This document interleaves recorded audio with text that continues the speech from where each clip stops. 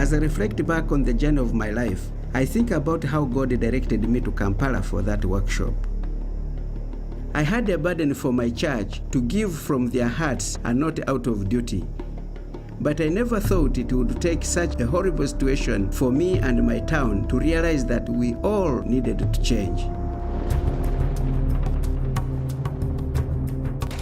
In 2001, the ADF army overtook many regions of western Uganda, forcing over 80,000 survivors into the turmoil and destitution of refugee camps.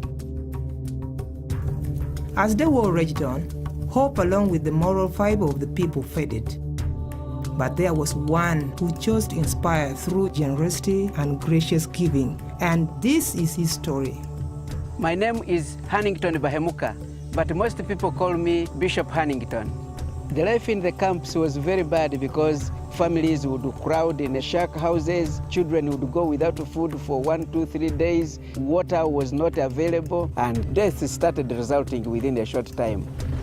Kandi obwiro butwararaga njala tugiesala kabagure maka gwa rukumurwenda kienda na msanji bakabonabona obulemo bakahoyo mabara kwenda skulu bakabalaga kitabo kibabura ndugi bakala kubonabona. How can I, Lord? How can I help them out of this situation? While everything around him was disintegrating, war could not destroy Hannington's commitment to effective stewardship.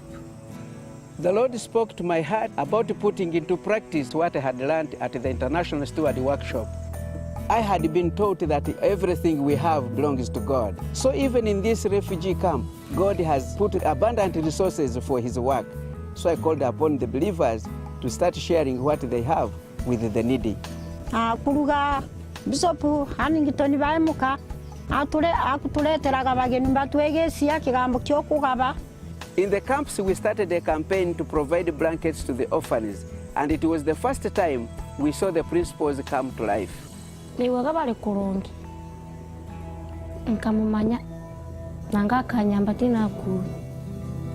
After 2 miserable years in captivity, it was safe to return home to Bundigujo, only to find that all had been destroyed. The houses had been torn down, the farms had nothing in them, churches had been demolished, schools were devastated, so we started from scratch. Tukaba tuli omukasomya komuhito okubonabona n'amajunega kanie hawe ebizibu ebituli nabyo mu makanisa abantu kyabangwera kuhayo sente. The need seemed too great, leaving the people asking the all too common question, how can the people from the West help us? However, Hannington inspired his people to ask a different question. I asked, how soon can my people rise to the challenge of funding not only their immediate needs, but their futures as well?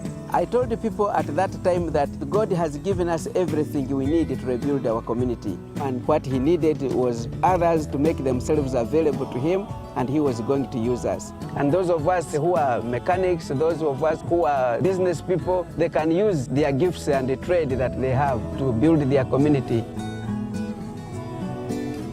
He taught us about giving, and through that, the pastors went around teaching. So through that, the message was spread. Anagu dumbi na chua mukwekwati ya mukama nenku bisanja kantigie sio na kolaki dumbi obutwagulie nyanya mtukwera ntubare kitokubare. One by one, person by person, the idea caught on, and before they knew it, the town was being transformed. We began to rebuild our churches, provided homes and schooling for the orphans, and the needs of the people were met. The people understood that they needed to create wealth in order to allow for tangible generosity. By using their God-given gifts and resources they already possessed, a cycle of sustainability was established.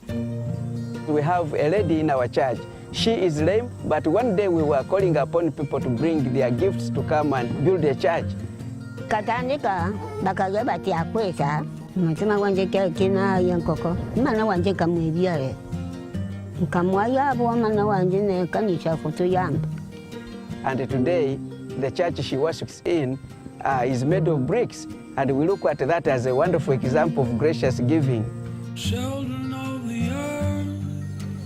Tingisie kabo kandi tukwegua gantu yagonjera kimwe korera ruhanga mukialo engabanija yatungo kutokari.